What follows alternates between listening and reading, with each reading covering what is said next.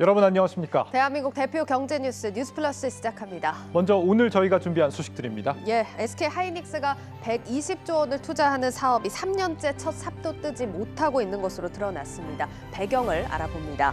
그리고 대통령 집무실이 용산으로 이전을 하게 되면서 인근 부동산 시장에 어떤 변화를 줄지 의견이 분분합니다. 주택 경기에 미칠 영향들 자세히 짚어보겠습니다. 네, 투자의 깊이를 더한 뉴스플러스 지금 바로 시작합니다.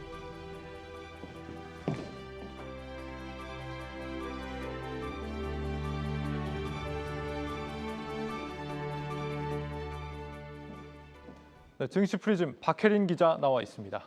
박 기자, 오늘 우리 증시는 4거래일 만에 하락했습니다.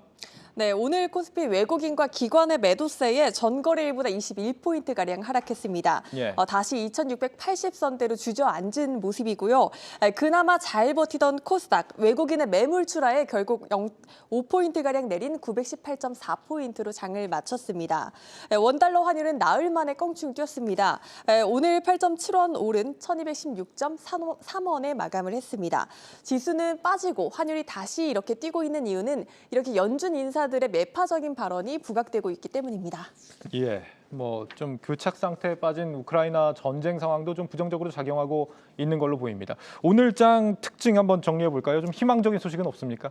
네, 있습니다. 먼저 시총 2위는 나야 나입니다. 네. 오늘 LG에너지솔루션이 유가증권 시장 시총 2위 자리를 재탈환했습니다. LG엔솔은 상장 직후 시총 2위로 등극을 했는데 코스피 200 지수에 편입이 되면서 오히려 주가가 큰 폭으로 하락을 했습니다. 그러다가 결국 SK 하이닉스의 2위 자리를 빼앗긴 바 있었고요. 그러다가 오늘 결국 탈환에 성공을 한 겁니다.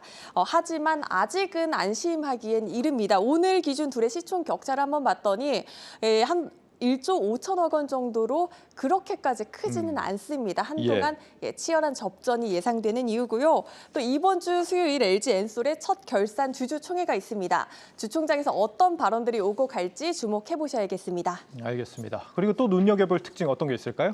네, 오늘 양시장 모두 하락한 한편 이마트와 롯데쇼핑 등 유통주들은 굉장히 강세를 보였습니다. 유통주의 주가가 뛰고 있는 건 사회적 거리두기 완화에 따라서 단축됐던 영업시간이 완화된 점과 더불어서 이 새 정부가 대형 유통업계에 우호적인 자세를 취할 것이란 긍정적인 전망이 나오고 있기 때문입니다. 시장에선 대형마트 의무 휴업일 재검토 등 유통업계를 향한 족쇄들이 다양하게 풀릴 것으로 예상을 하고 있고요. 또 국내 온라인 유통시장 1위인 쿠팡까지도 자금 조달이 절실한 상황이란 점에서 이 쿠팡발 출혈 경쟁이 완화되지 않을까 하는 기대감까지 유통주들의 주가 상승에 불을 붙이고 있습니다. 네, 대형마트 수혜 기대감이 높아졌군요. 세 번째 특징도 새 정부 정책과 관련이 있죠? 네, 맞습니다. 마지막 키워드 용산 수혜주입니다. 마지막 물음표가 중요한데요. 윤석열 당선인이 청와대 용산 이전을 공식화했습니다. 이에 따라 오늘 증시에서 용산과 엮이는 종목들이 급등한 바 있습니다. 오늘 상한가 기록한 자연과 환경, 서울역에서 용산역까지 이어지는 숲길 조성 사업을 수주한 적이 있어서 관련주로 묶였고요. 또 깨끗한 나라와 깨끗한 나라 우도 관련주로 묶였습니다. 물티슈나 화장지로 잘 알려진 이 기업, 왜 용산 수혜주로 꼽힐까요? 글쎄요. 숲을 조성해서 그럴까요? 네, 시장에서는 용산에 본사가 있다는 이유로 용산 테마주로 엮이고 있는 것으로 풀이를 하고 있는데 본사가 있다는 이유로? 네, 사실 용산에 사옥이 있는 기업들 굉장히 많습니다. 깨끗한 나라는 윤석열 당선인과 사회이사가 연이 있다는 이유로 테마주로 묶였었는데 이번에도 테마주로 엮인 모습입니다. 이렇게 테마주로 엮이는 경우 실체나 기업 가치와는 무관하게 주가가 급등락하기 때문에 투자에 꼭 유의하셔야 합니다. 네, 진짜 수혜를 볼 종목이 어디가 될지 조금 더 논리적으로 고민해 볼 필요가 있겠습니다. 아마도 건설주가 아닐까 싶기도 합니다. 이렇게 오늘 장을 좀 리뷰를 해봤고 월요일이니까 이번 주 주목할 포인트들도 한번 짚어볼까요? 네, 먼저 이번 주 관전 포인트는 말입니다. 이번 주에는 제롬 파월 연준 의장이 21일과 23일에 연설에 나서는 등 연준 인사들의 연설이 12건이 넘습니다. 이들의 입에 시장이 주목하는 한 주가 될 것으로 예상됩니다. 주요 연준 인사들 발언 주목해 봐야 될 것 같고 이번 주 주목할 또 다른 소식 어떤 게 있습니까? 네, 최근에 미국, 중국, 러시아 증시가 이제 러시아가 증시를 뒤흔들다 보니까 내 계좌가 왜 이렇게 녹아내리냐 이런 분들 굉장히 많으시던데요. 네. 세계적으로 물가 상승과 경기 침체가 한꺼번에 나타나는 스태그플레이션 공포가 커지고 있습니다. 시장에서 이럴 때 금과 원자재 등 안전자산에 주목을 하거나 주식으로 접근하고 싶다면 이 현금 흐름이 좁고 또 배당이 높은 종목에 투자하는 것이 유리하다 이렇게 조언하고 있습니다. 분기 배당을 실시하는 종목에도 주목해 볼 필요가 있는데요. 1분기 배당 기산일이 이달 31일까지로 얼마 남지 않았습니다. 이달 말까지만 해당 주식을 보유하면 분기 배당금을 받을 수 있으니까요. 주목해 보셔야 하는데 특히 배당 수익률이 높은 종목으로 꼽히는 게 쌍용 C&E와 신한지주, 포스코 등이 대표적으로 꼽힙니다. 또 최근 변동장 속의 리츠 상품 또한 곽광을 받고 있습니다. K리츠의 올해 예상 평균 배당 수익률은 5.4%로 코스피 1.8%의 거의 3배에 달하니까요. 참고해 보시기 바라겠습니다. 네, 박혜린 기자였습니다. 다음은 요즘 이 국내 상장사들 사이에서 늘고 있는 액면 분할 소식입니다. 주식을 쪼개면 거래 유동성이 높아지면서 주가 부양 효과가 있다라는 게 액면 분할을 하는 이유라고 하는데, 하지만 실제 따져보니 이 분할 이후 주가가 뒷걸음질 친 경우도 많았습니다. 박승원 기자입니다. 주식 액면가를 일정한 비율로 나눠 주식수를 늘리는 액면 분할. 쉽게 말해 5,000원짜리 지폐 한 장을 500원짜리 10개로 바꿔주는 것과 같습니다. 주식 가치의 총액은 5,000원으로 동일하지만 주식수가 늘어 유동성이 확보됩니다. 낮아진 주식 단가로 투자자들의 접근이 쉬워져 주가 상승으로 이어질 가능성도 있습니다. 실제 세계 최대 전자상거래 업체인 아마존은 액면 분할에 나선다고 밝힌 다음 날 주가가 5% 넘게 급등했습니다. 이후 2거래일 연속 약세를 나타냈지만 이내 반등하며 현재는 3,200달러 선까지 치솟았습니다. 하지만 액면 분할이 반드시 주가 상승으로 이어지진 않습니다. 특히 국내 상장사의 경우 큰 효과를 보지 못한 것으로 나타났습니다. 올해 들어 액면 분할을 결정한 9개사 가운데 6개사의 주가가 상승했는데 그 상승폭은 크지 않습니다. 신세계 인터내셔널과 신세계 INC의 경우 현재 주가가 액면 분할 결정일보다 각각 2.3%, 6%, 아세아 시멘트 역시 1.6% 상승하는 데 그쳤습니다. 심지어 한미반도체 FNF는 액면 분할을 결정한 날보다 주가가 더 떨어졌습니다. 액면 분할이 유동성을 확대시킬 수 있지만 기업 가치나 주식 가치 개선을 담보하지 않는다는 반증입니다. 대장주인 삼성전자의 액면 분할 역시 그리 효과가 없었다는 학습 효과에 미국의 아마존같이 고가주로 보기 어려운 주가 수준이 영향을 미친 것으로 풀이됩니다. 실제 삼성전자의 경우 지난 2018년 50대 1의 액면 분할 후 주가는 지속적으로 하락했고 2019년 말에야 이전 수준을 회복했습니다. 고가주들이 이제 유동성을 늘리기 위해서 삼성전자 아니면 미국의 대형 IT 기업들이 액면 분할을 한 사례가 있는데, 실질적으로 액면 분할은 기업 가치에는 변화가 없기 때문에 유동성을 늘리는 효과는 있지만 주가 상승에는 긍정적인 효과를 가져온다고 담보할 수 없기 때문에 투자자들은 각별한 주의가 필요하다고 생각이 듭니다. 거래 유동성을 확보해 주가 부양 취지로 단행되는 액면 분할. 막연히 액면 분할에 따른 주가 상승을 기대하기보단 실적등 기업 펀더멘털에 기반한 옥석 가리기가 우선돼야 한다는 지적입니다. 한국경제TV 박승원입니다.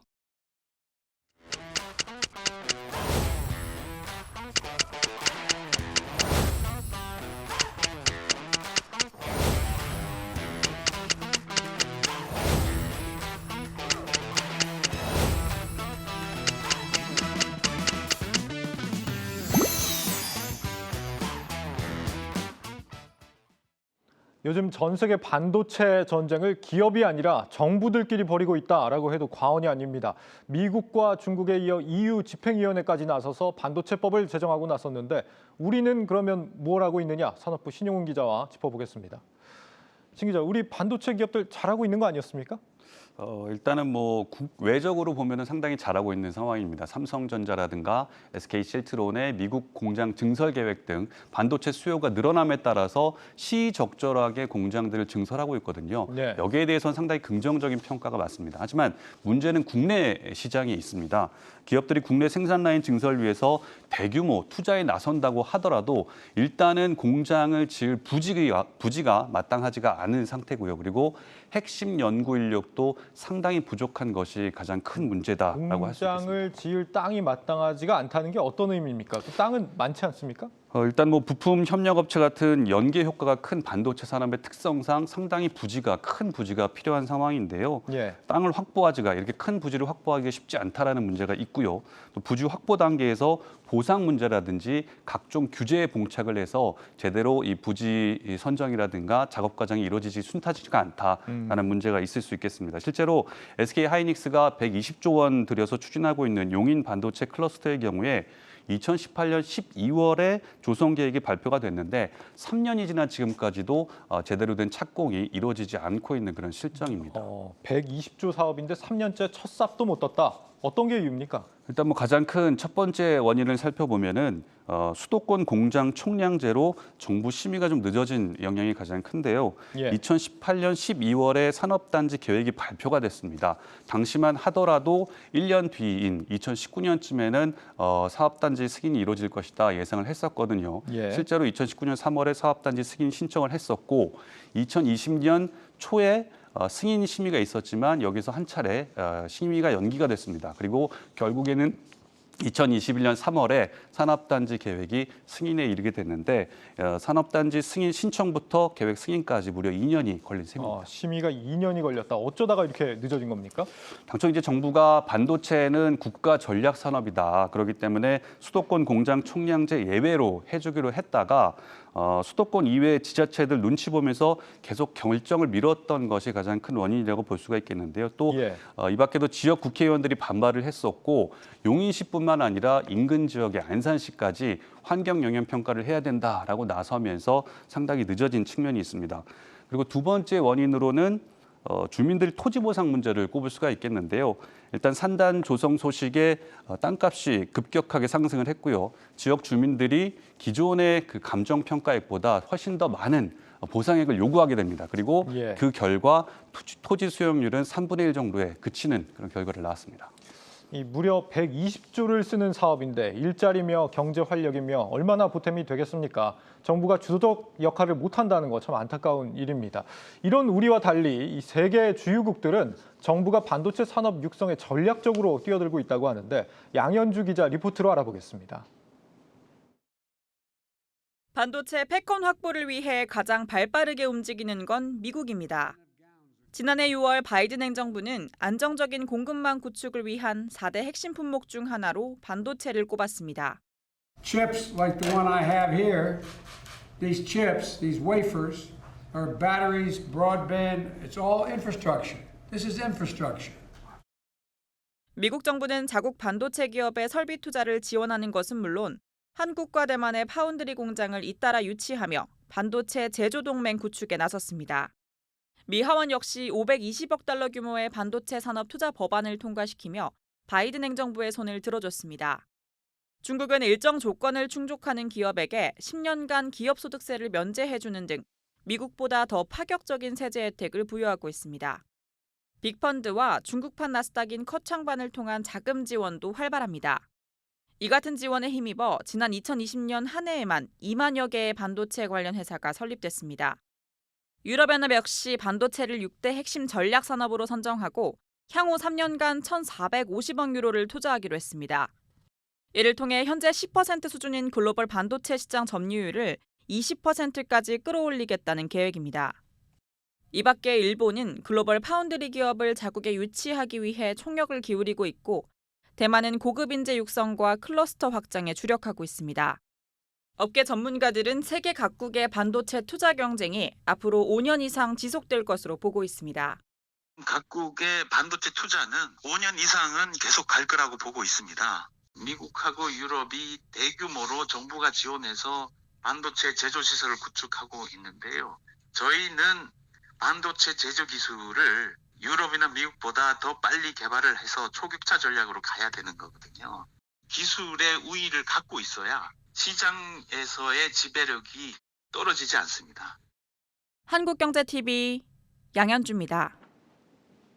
네, 리포트를 보고 왔는데 우리나라도 이 반도체를 좀 전략 산업으로 육성을 하고는 있잖아요. 얼마 전에 뭐 관련법도 통과가 됐다면서요. 맞습니다. 관련법이 이제 국가 첨단 전략 산업 경쟁력 강화 및 육성에 관한 특별조치법, 이른바 반도체 특별법인데요. 예. 올해 1월 공포가 됐고 7월부터 본격적으로 시행이 됩니다. 그 내용을 좀 살펴보면 총리실 산하에 별도의 국가 첨단 전략 산업위를 설치하고요.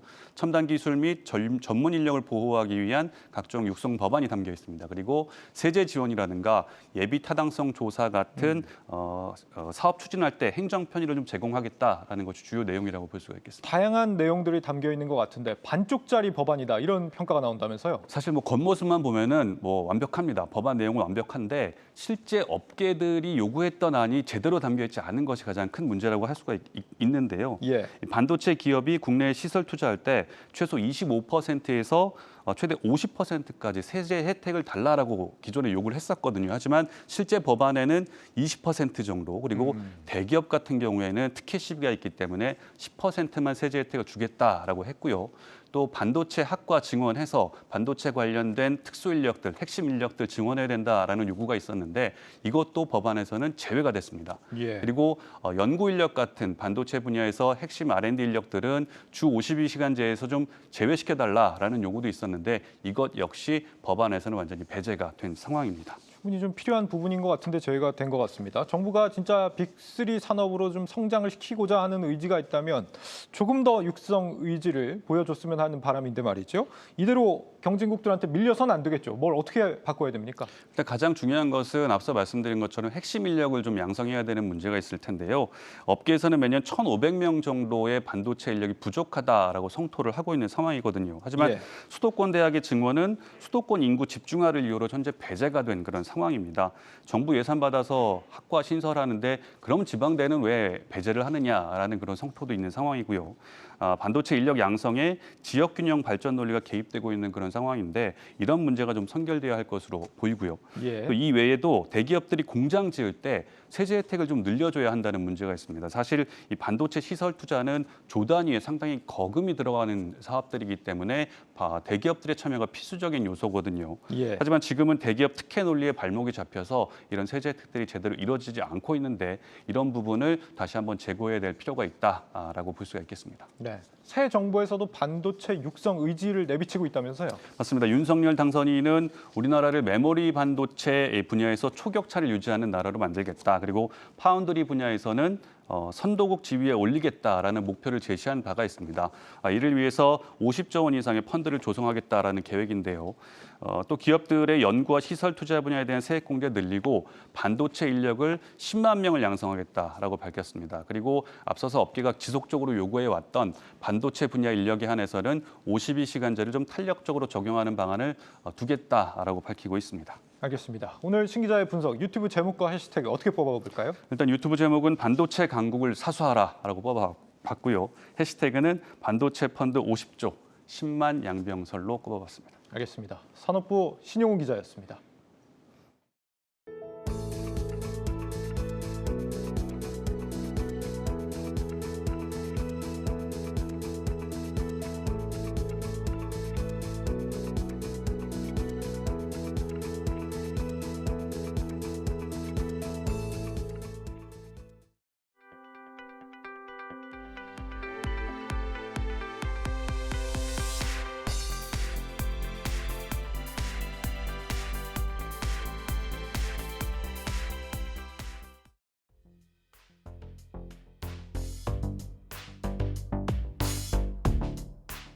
국민들께 불편을 드리는 측면, 또 청와대를 온전히 국민께 개방하여 돌려드리는 측면을 고려하면 용산 국방부 청사 이전 결정을 신속히 내리고 추진하는 것이 옳다고 판단됩니다.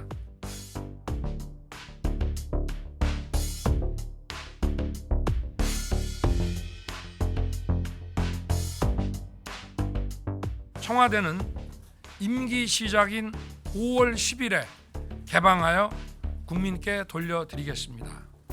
본관, 영빈관을 비롯하여 최고의 정원이라 불리는 녹지원과 상춘제를 모두 국민들의 품으로 돌려드리겠습니다.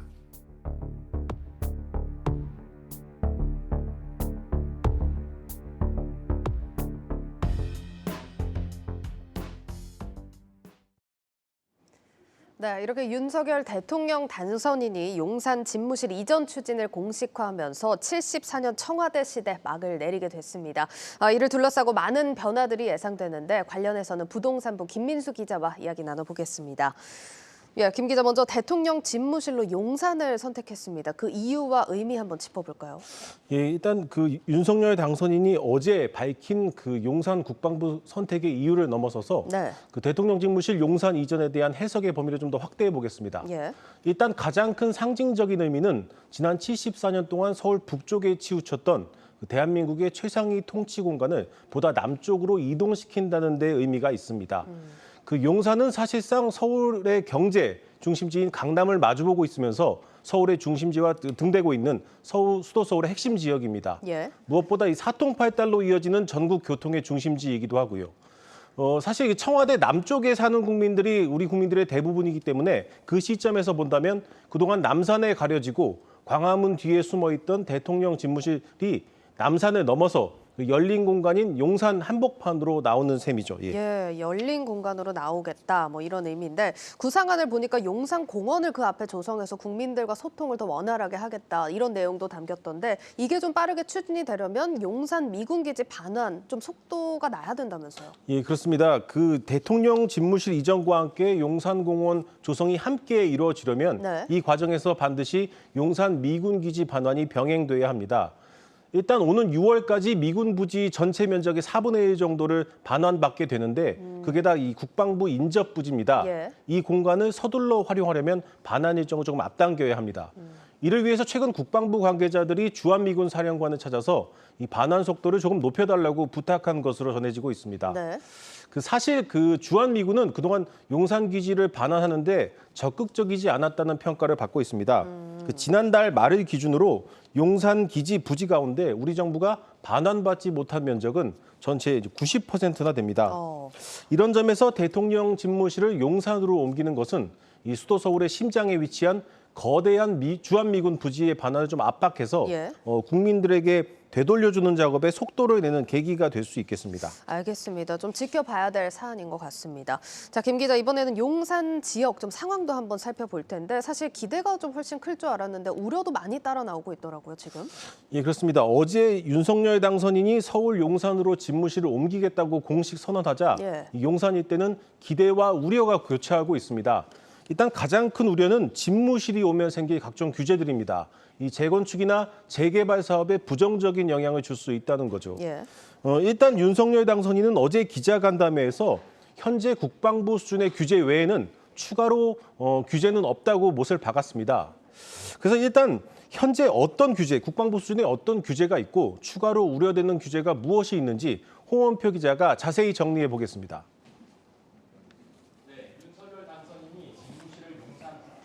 다고 발표하면서 이 인근 개발 규제를 놓고 의견이 엇갈리고 있습니다. 일단 윤석열 당선인은 지금 국방부 주변 지역은 원래 군사시설 보호구역에 의해 제한을 받고 있다면서 추가적인 제한은 없다 이렇게 공식적으로 얘기를 했습니다. 국방부 주변에 적용되는 규제는 고도지역과 대공방어 협조구역 등이 있습니다. 이미 국방부 주변에는 이 규제들이 대부분 적용되면서 개발이 함께 이루어지고 있다는 말입니다. 지금 청와대는 주변에 경복궁을 비롯한 문화재가 많아 최고 고도 제한 지역이지만 용산은 규제를 적용하고도 주변에 높은 건물이 많이 들어서 있습니다. 다만 대통령 집무실이 이전한다면 경호나 보안을 이유로 지금보다 규제가 강화될 가능성이 있습니다. 추가적인 규제 가능성을 살펴보면 고도 지역을 새로 지정하는 것보다는 대공방어 협조구역에서 제한이 걸릴 것으로 보입니다. 대공방어 협조구역 내에서 일정 높이 이상의 건축을 하려면 반드시 국방부와 협의가 필요합니다. 그러니까 지금보다 협의가 훨씬 어려울 수 있다는 의미입니다. 당장은 국방부 인근에 위치한 삼각맨션 아파트가 있는데 35층 높이의 주상복합으로 정비 사업을 추진할 예정이었지만 용적률 제한 등이 엄격해지면 이 사업에 지장을 받게 됩니다.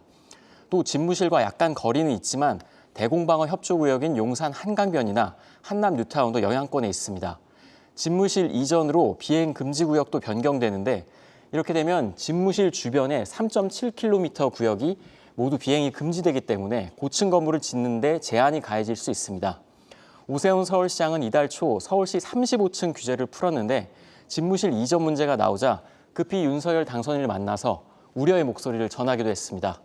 사업 가능성이 높아졌던 용산 재건축 단지들도 촉각을 곤두세우고 있습니다. 한남 뉴타운은 대통령 관저 이전으로 영향을 받게 됩니다.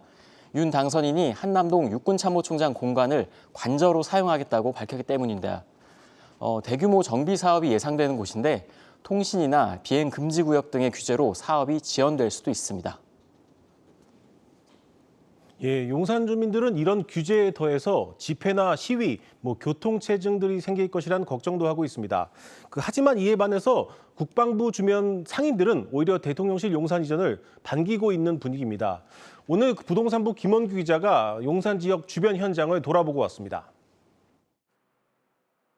서울시 용산구의 국방부 청사입니다. 벌써부터 대통령 집무실 이전을 반기는 현수막이 곳곳에 걸려 있습니다. 일부 구민단체는 지역 가치가 상승할 것이란 기대감을 내비치고 있습니다. 용산이 서울의 중앙지거든요, 위치상으로. 그런데도 불구하고 제일 낙후됐어요. 발전될 겁니다. 하지만 반대의 목소리도 적지 않습니다. 국방부 주변에 대통령 경호라는 목적으로 청와대와 비슷한 수준의 규제가 생길 가능성이 있습니다. 또 집회나 시위 등이 발생하면 가뜩이나 복잡한 한강로 주변에 교통 혼잡이 가중되는 불편도 신경 써야 할 부분입니다. 집값 상승도 있고 하니까 굳이 근데 왜 또 세금을 또 여기다가 쓰지? 굳이 옮길 필요 있나 생각해요. 그거는 따라올 수 있는 문제라고 생각하고요. 기존에 계획했던 대규모 정비 사업이 차질을 빚을 수 있다는 점은 더 큰 문제로 지적됩니다. 용산공원과 용산정비창, 국제업무지구 개발 사업이 속도를 낼 수 있지만 집무실 운영 과정에서 추가 규제도 배제할 수 없습니다. 자칫 고도 제한의 용적률이 제한되며 고층 주택을 짓는 것이 어려워질 수 있다는 판단에 섭니다. 그 주변은 밀도 있는 개발 계획을 세우지 못하는 게 당연하잖아요.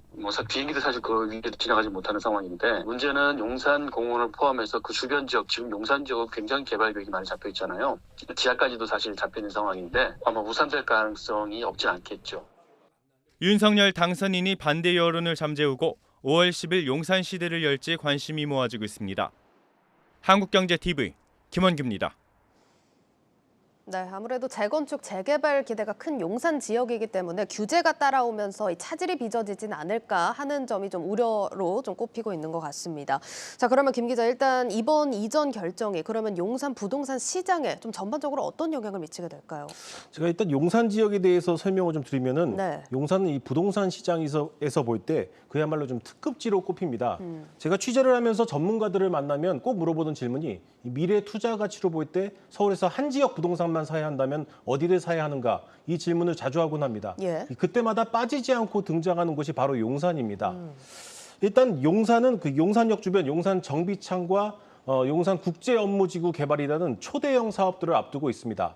또 서울시의 2040 서울 플랜에 따라서 용산구 이촌동 일대 한강변 재건축 단지들도 사업에 속도를 내고 있고요.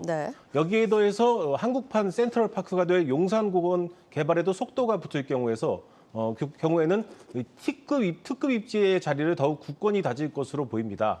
무엇보다 이 대통령 집무실이 오면서 주변 지역의 정비 사업이 좀 빠르게 진행될 것으로 보입니다. 기대감 역시 큰 상황이고요. 하지만 그 앞서 리포트에서 보셨듯이 국방부의 초인접 지역이죠. 삼각 지역이나 한강로 일대는 대통령 경호라는 특수 목적상 청와대와 비슷한 수준의 규제가 생길 수 있습니다. 앞서 홍원표 기자 브리핑에서 약간 내용이 나왔는데요. 현재 용산구 한강로 일가와 삼강맨션이 재건축을 추진 중입니다. 이게 국방부에서 직선거리로 각각 한 100m, 180m밖에 되지 않는데요.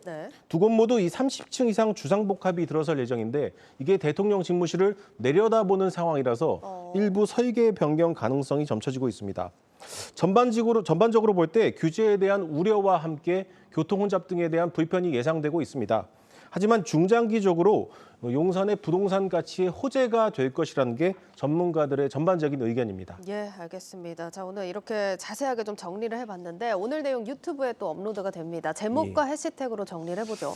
제 제목은 이제 봉황이 떴다. 청와대가 이제 상징이 봉황이 아니겠습니까? 예. 봉황이 떴다. 특급지 용산의 미래는이라고 제목을 잡았고요. 예.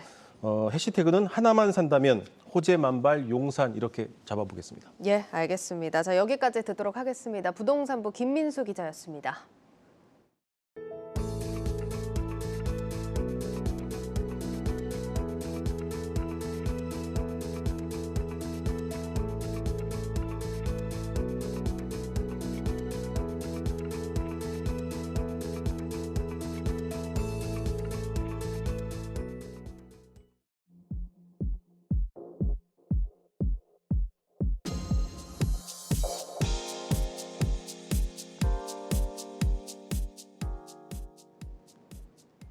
윤석열 대통령 당선자가 경제 6단체장을 만나 기업을 위한 규제 개선을 강조했습니다.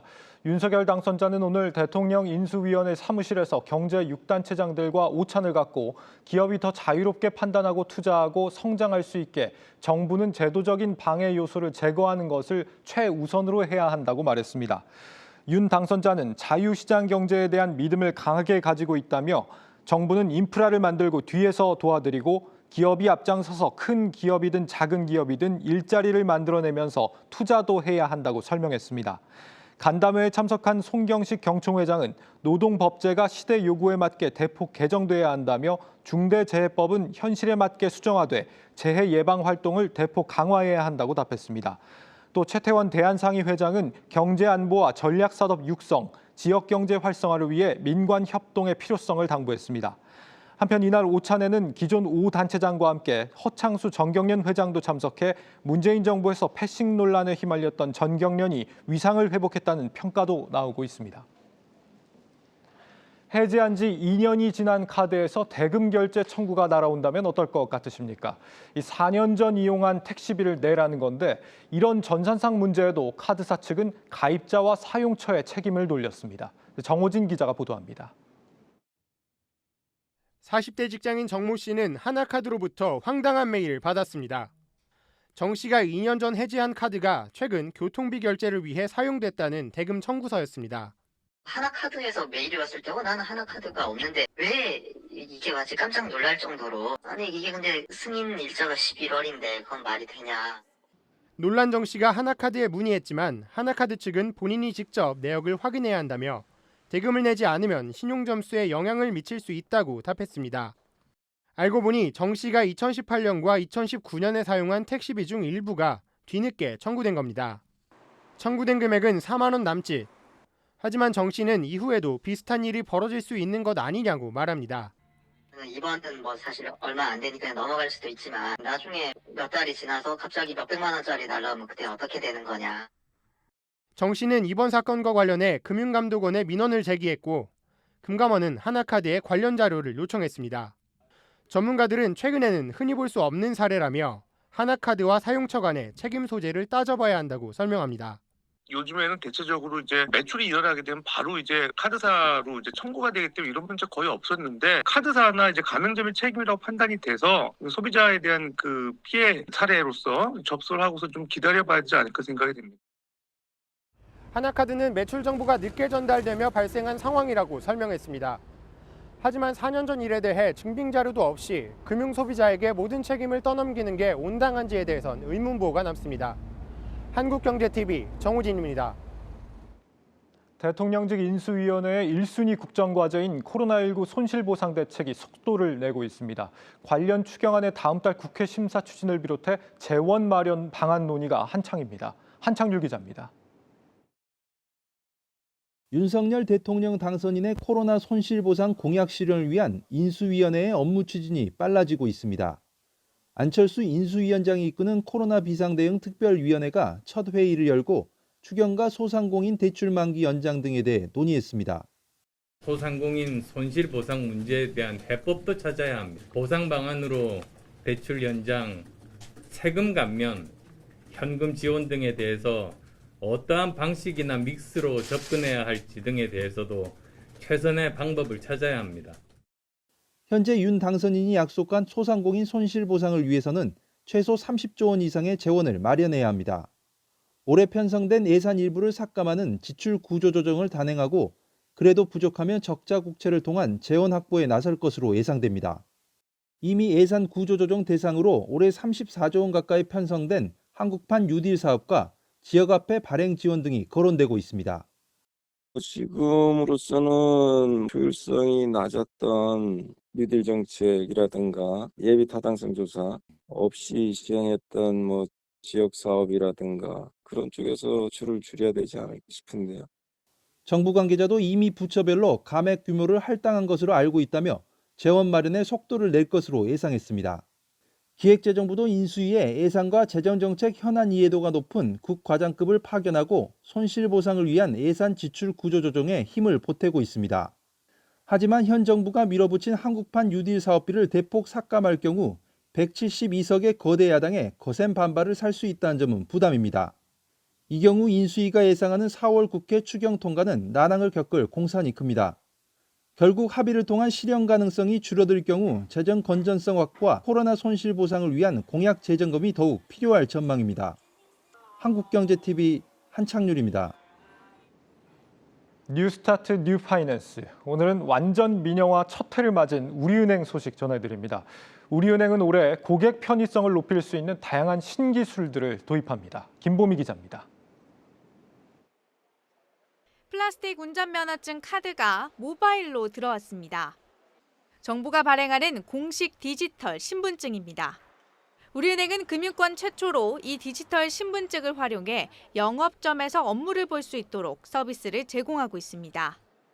지갑이 없어도 신분증을 가져오지 않아도 영업점 방문이 가능해진 겁니다. 우리은행이 구축한 블록체인 기반의 DID 기술이 적용된 결과인데 신분증 위변조로 인한 금융사고 예방은 물론이고 금융소비자들의 편의성도 크게 개선됐습니다. 이사를 앞두신 당일에 오신 고객님이 있으셨습니다. 근데 고액 예금 인출을 하셨어야 되는 분인데 마침 신분증 플라스틱 카드를 안 가지고 오셨었어요. 처음에 들어오셨을 때는 되게 당황하셨는데 나중에는 신속한 업무 때문에 좀 미소를 짓고 돌아가셨다는. 금융권 최초라는 수식어가 붙는 서비스는 또 있습니다. 영업점 방문이 쉽지 않은 소상공인들을 위해 메타버스 브랜치를 개설한 겁니다. 좀 만족도 높았고요. 그래서 12월 오픈한 이후로 이미 누적으로 한 1,400명 이상의 컨설팅 서비스를 메타버스 브랜치를 통해서 이용을 하고 있습니다. 캐릭터를 창구 앞에 놓으면 실제 직원과 채팅이 가능한데 이를 통해서 직접 지점을 방문하지 않아도 각종 은행 업무를 처리할 수 있습니다. 또 정책 금융대출이나 상권 입지 분석 등과 같은 1:1 맞춤 컨설팅도 받을 수 있습니다. 올해 상반기 중으로는 우선 모바일 버전 오픈할 예정이고요. 그리고 그 짧은 시간 내에 어쨌든 모든 저희 금융 서비스에 대해서 메타버스 기반의 메타 브랜치를 저희가 지금 론치할 계획입니다. 한국은행이 추진하고 있는 디지털 화폐 CBDC와 연동해서 사용할 수 있도록 우리은행 자체 스테이블 코인 발행도 준비 중입니다. 법정 화폐와 가치를 연동시킴으로써 가격 변동성을 크게 낮춘 것이 특징인데 우리은행은 이를 활용해 추후 계좌를 발급받기 힘든 금융소외자나 MZ세대들을 대상으로 특정 금융 서비스를 제공한다는 계획입니다. 올해로 설립 123년을 맞으며 우리나라 금융의 시작을 함께하고 있는 우리은행.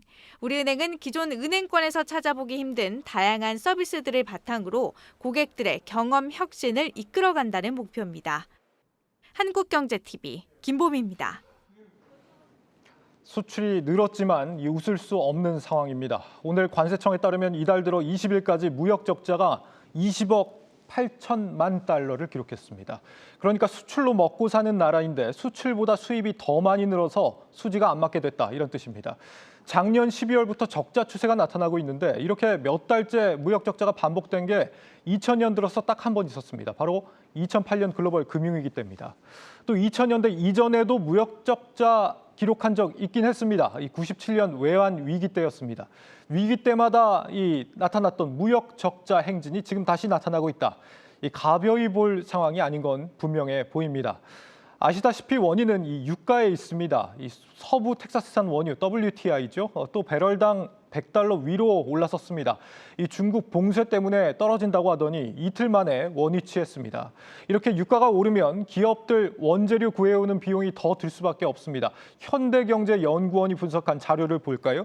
국제 유가가 연평균 배럴당 100달러에 도달했을 때 이 정유산업은 23.5%, 또 철강은 5.2%, 화학제품 4.8%, 원가가 더 비싸지는 걸로 나타났습니다. 자연히 투자와 고용이 줄어들고 이 물가는 더 오를 수밖에 없습니다. 경기는 침체되면서 물가는 오르는 이런 상황을 요즘 이렇게 표현들 하죠. 스태그플레이션. 이런 우려는 점차 현실이 돼가고 있습니다. 이 주유소 휘발유값 리터당 2,000원대에서 내려갈 줄을 모르고 화물 노동자들 이 생업이 위태롭다며 오늘 들고 일어났습니다.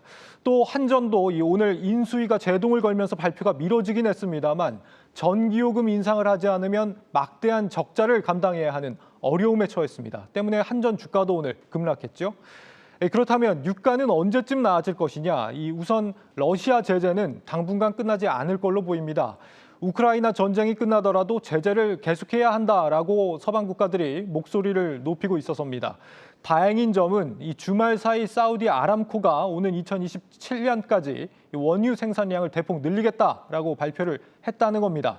그런데 또 이 사우디 석유 시설이 예멘 반군의 공격을 당했다고 하니까 참 상황을 종잡을 수가 없는 것 같습니다.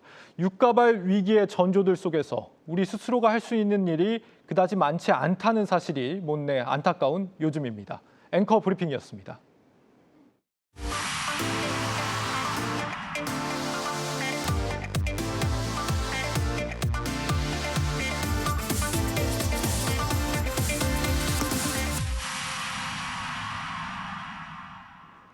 네, 고 웨스트 시간입니다. 월요일 글로벌 콘텐츠부 조현 기자와 함께합니다. 뉴욕 증시 전반적인 상황부터 짚어보시죠.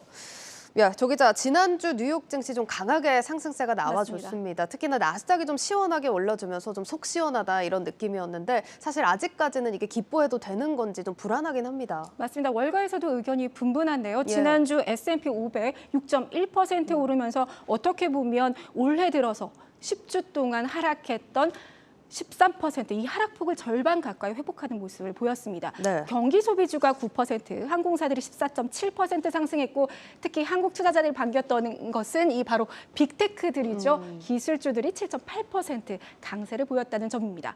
논란이 컸던 캐시우드의 아크 이노베이션 펀드도 7.45% 뛰기도 했는데요. 월가에서는 이번 반등을 놓고 데드캣 바운스냐 아니냐 의견이 분분합니다. 그러니까 데드캣 바운스가 죽은 고양이가 뛰어오른다고 해서 하락장에 일시적으로 오르는 현상을 말하는데 먼저 JP모건은 지금이 바로 주식을 매수해야 할 때다라고 강조했습니다. 그러니까 S&P 500이 4,900선까지 11% 정도 상승 여력이 남아있다라면서 합리적 주가 수준의 성장주 그리고 에너지주를 주목하라고 조언했습니다. 하지만 골드만삭스는 이미 세계 경제가 스태그플레이션에 진입했다며 저점 매수를 추천하지 않는다라고 단언했습니다. 그리고 모건 스탠리는 언제 끝날지 모르는 그리고 얼마나 하락할지 모르는 베어마켓에 다가서고 있다라고 했고 로젠버그 리서치는 나아가서 미국 경제가 6월에 경기 침체가 시작될 수도 있다라는 전망까지 내놨습니다. 지금 보시다시피 월가 IB 의견들이 좀 확연하게 갈리고 있는 모습인데 그렇습니다. 지금 이런 의견이 나오는 배경이 되는 사안이 장단기 금리차가 계속해서 축소하고 있다는 점일 것 같습니다. 지금 상황이 어떻습니까? 사실 지난해 연말부터 계속 장단기 금리차를 저희가 주시하지 않았습니까? 네. 요즘 채권 시장이 어떻게 보면 주식 시장의 향방을 결정한다 이렇게 봐도 과언이 아닌데요. 네. 먼저 지난 18일 마감을 보면 0.17%포인트, 그러니까 17bp까지 떨어졌습니다. 1년 전에 1.59%포인트, 159bp에서 그야말로 1년 만에 크게 떨어진 셈이죠. 예, 내용을 자세하게 보기 전에 이 금리 차가 줄어든다. 이게 어떤 의미입니까? 그러니까 빚은 갚는 기간이 길수록 위험 부담이 길어지죠. 그래서 만기가 길수록 금리가 좀 높습니다. 따라서 평상시에는 10년물 장기 국채 금리가 높은 것이 통상적으로 맞죠. 네. 하지만 경기가 나빠지면 기업들이 이자를 더 주고서라도 자금을 조달하려고 나서기 때문에 때문에 단기 금리가 더 많이 올라서 이 차이가 좁혀지곤 합니다. 통상적으로 단기 금리의 상승은 중앙은행의 통화 긴축으로 야기된다라고 이야기를 하고, 그리고 장기 금리의 상승률이 둔화되는 것은 경기가 둔화 또는 침체 조짐을 보인다라는 뜻으로 풀이됩니다. 시장에서는 장단기 스프레드가 50bp 미만으로만 떨어져도 경기 위험 신호로 여기는데요. 한번 과거 사례를 제가 들고 와봤습니다. 1980년대부터 보는 미국채 장단기 금리차 10년물과 2년물의 단기차인데요. 지금 보시는 이렇게 색으로 표시되어 있는 부분이 경기 침체 기간입니다. 네. 이 경기 침체 기간에 적게는 1년, 또 길게는 2년에 앞서서 모든 장단기 금리차가 마이너스로 나타내는 것을 보실 수 있고요. 네. 여기에 있는 게 바로 2020년 3월 코로나 이후죠. 당시에도 아주 짧게 경기 침체가 있었지만 예, 장단기 금리차가 아주 짧게나마 2019년 8월에 마이너스로 돌아서는 모습들을 보였습니다. 예, 뭐 저 2019년에 장단기 금리차 역전됐을 때 상황이 좀 기억이 나는데 네. 그때도 시장이 좀 많이 불안해하긴 했었습니다. 근데 지금 상황을 살펴보자면 저 때보다도 경기 상황이 훨씬 안 좋은 상황인데 여기서 금리차가 좀 역전이 된다면 더 좀 패닉셀이 나오지 않을까 이런 우려도 됩니다. 전문가들 의견은 어떻습니까? 앞서 제가 로젠버그 리서치 의견을 말씀드렸죠. 예. 이르면 6월, 늦어도 8월에 미국의 경기 침체가 시작될 것이다. 이런 이야기를 했는데요. 네. 바로 지금 같은 속도라면 올 2분기 또는 3분기에 역전이 될 수 있다라고 보는 것입니다. 네. 데이비드 로젠버그 대표는 미국의 실질 임금은 이미 불황 수준이라며 인플레이션을 억제할 유일한 방법은 경기 침체를 통해서 수요를 파괴하는 것이라고 말했습니다. 파월이 롤모델로 뽑은 이 폴 볼커 전 연준 의장 역시 경기 침체를 피할 수 없었다는 것도 언급을 했죠. 골드만삭스는 내년에 미국 경제가 경기 침체에 진입할 위험이 20에서 35%에 달한다고 분석을 했고, 뱅크 오브 아메리카는 미국 기관 투자자, 그러니까 1조 달러 이상 자산을 운용하는 펀드 매니저 341명을 대상으로 진행한 설문조사에서 무려 62%가 스태그플레이션을 우려한다라고 밝혔습니다.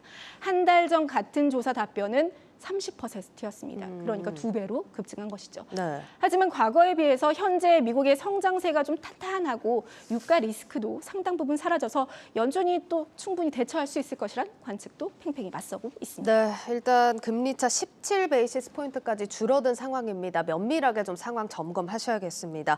자, 조 기자, 그러면 지금 시장이 올랐다고 해서 마냥 좋아하기는 좀 성급하지 않을까 이런 생각이 드는데, 이렇게 좀 시장이 출렁일 때 투자자들 좀 어떤 전략을 취해가야 될까요?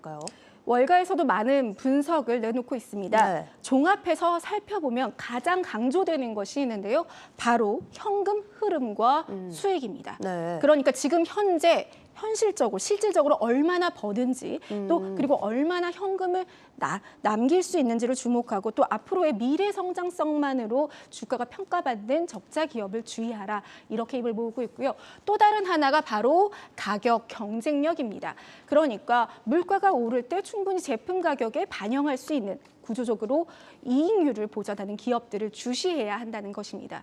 섹터로는 반도체와 IT, 그리고 특히 5G 관련주들, 또 필수 소비재, 헬스케어 같은 경기 방어주들이 꼽혔습니다. 네. 그 외에도 팬데믹 수혜를 얻지 않은 기업을 살펴봐라, 또는 위드 코로나 시대의 경제 재개 혜택을 누릴 기업들을 살펴보라는 의견도 있었습니다. 예, 그러니까 요약을 하면 일단 현금 창출이 원활하거나 가격 경쟁력이 있거나 혹은 뭐 둘 다 갖추면 좋을 것 같다는 생각이 드는데, 일단 뭐 어떤 기업들 거론이 됐을까요?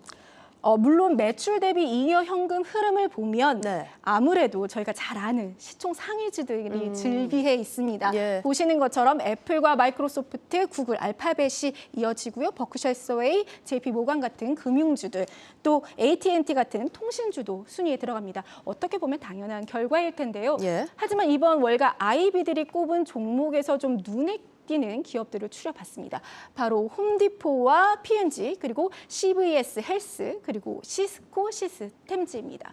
그러니까 CVS 헬스를 먼저 이야기 드리면 미국의 가장 큰 약국 체인인데요. 9,900여 개의 약국과 또 1,000여 개의 워크인 클리닉을 운영하고 있습니다. 특히 주가 대비 잉여 현금 흐름이 11.4%로 매우 높은 기업입니다. S&P 500 평균이 4.3% 수준에 그친다는 것을 감안하면 3배에 달하는 수준입니다.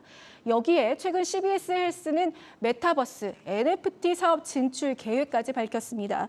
이 월마트와 경쟁하는 모습을 나타내고 있는데요. 현금 부자의 장점은 바로 이렇게 어려운 시기에 새로운 사업 투자에 과감히 뛰어들 수 있다는 점입니다. 두 번째로 P&G는 세제, 기저귀, 면도기, 샴푸 등 익숙한 세계 최대 생활용품 업체입니다. 원가 부담을 소비자 가격에 전가할 수 있는 가격 경쟁력이 큰 기업으로 항상 꼽히죠. 가격이 올라도 칫솔이다, 세제는 살 수밖에 없으니까요. P&G는 특히 버핏이 사랑하는 탑2 배당주, 65년 연속 배당금을 증가시켜온 배당킹으로도 유명한데요. 든든한 배당금을 바탕으로 잉여 현금이 흐름이 꼽힙니다. 이번 분기만 해도 P&G 잉여 현금 흐름은 80억 달러로 배당금 44억 달러의 2배에 달했습니다. 그리고 홈디포를 한번 볼까요? 홈디포 같은 경우는 금리 인상기에 수혜를 받는 종목으로 복수의 증권사들로부터 선택을 받았는데요. 잉여 현금 흐름 역시 지난 2, 3년간 100억에서 150억 달러, 그러니까 탄탄한 수준을 이어갔고 특히 2000년대 들어서 금리 인상 사이클에서 13% 이상 주가 상승률을 평균적으로 나타낸 기업으로 주목받습니다. 마지막으로 네트워킹 회사 시스코 시스템즈도 잉여 현금 흐름이 꾸준히 플러스로 성장하면서 사이버 보안 수요 확대와 함께 주목받고 있습니다. 네, 이렇게 CBS, 프록터앤갬블, 홈디포, 시스코 시스템즈까지 월가 목표가까지 체크해 보시죠. 지금까지 고웨스트 조연 기자와 함께했습니다.